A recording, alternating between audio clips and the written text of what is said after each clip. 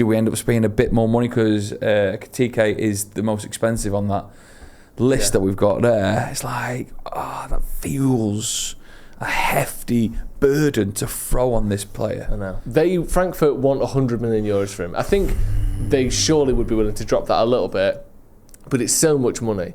The other options are these kind of slightly more stopgap players, which we have fallen guilty of before with the likes of Cavani, Ighalo, even Ronaldo was never going to be here for a long time, Zlatan the same.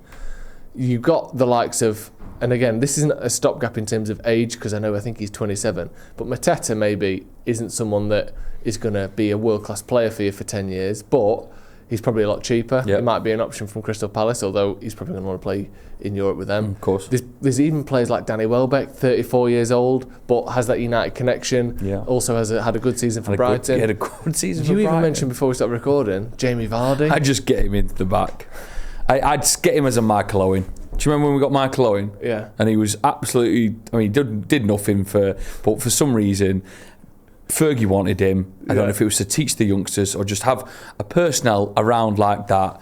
If it's going to cost us I don't know how much wages it'll be, and teach the youngsters just to fucking leg it down the pitch and get it and boot in the back of the net. That is tongue in cheek, that one. But the similarities are pulled from Michael Owen, and then 1 minute he's scoring the winner in the derby because he's still got a little bit about him.